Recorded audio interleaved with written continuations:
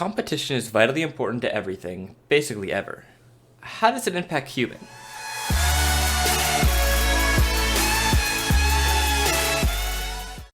A few quick definitions.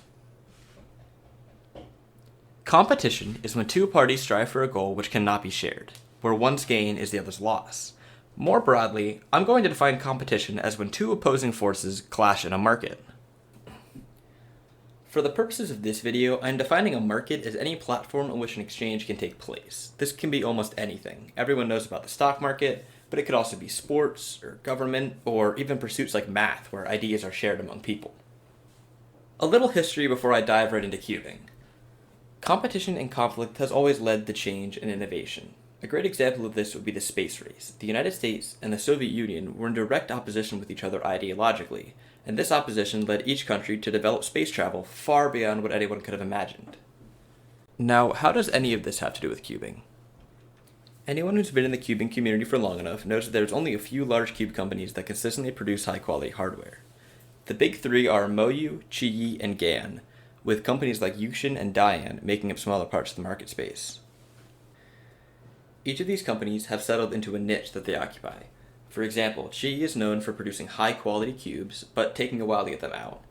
GAN is known as the Apple of cubing because they tend to release relatively similar cubes for high prices, which isn't a bad strategy. Moyu seems to have a theme of more budget cubes. Most of their cubes tend to occupy the niche of cheaper, arguably less quality than other brands, but that appeal to a very high demographic of cubers. Qiyi and Moyu are the only two of these three to produce big cubes, which end up competing with Yuxin, who doesn't occupy much of the market share in anything below 5x5. These niches have become more and more cemented over the past few years, and I think this is mildly problematic. Now, these companies have to develop new hardware that replaces or improves on older cubes, yet they have to maintain some sort of consistency in their releases.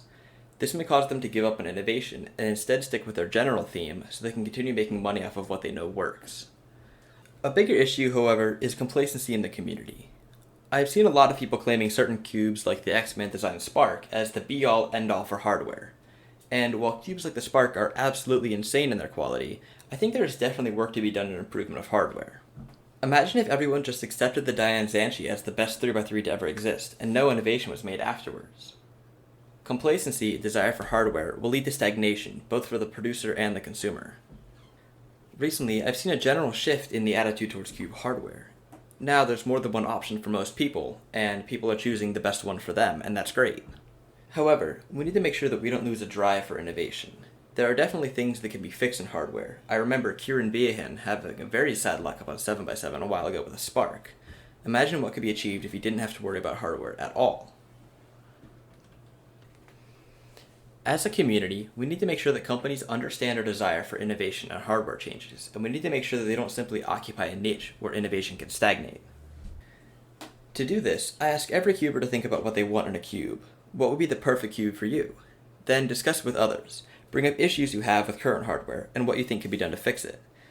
Discuss hardware with others in public forums or at competitions. Really think about what can be done and think about what you want to see. Hopefully, by voicing what people want to see in hardware, a market disruption will occur, and companies will understand and adjust their releases accordingly, allowing for more competition between them as they begin to break out of their niches. I brought up the space race before. Think about what happened after the Soviet Union essentially left the competition. The desire for innovation began to die out. The only thing that was able to bring that back was a disruption of the marketplace. Thanks for listening to my opinions on cubes and innovation for a few minutes. If you have anything that differs or that you want to talk to me about with this, please make sure to leave a comment in the comment section and I'll try to reply to it. And as always, please like, share, and subscribe. It really helps the channel out. And don't forget to be awesome.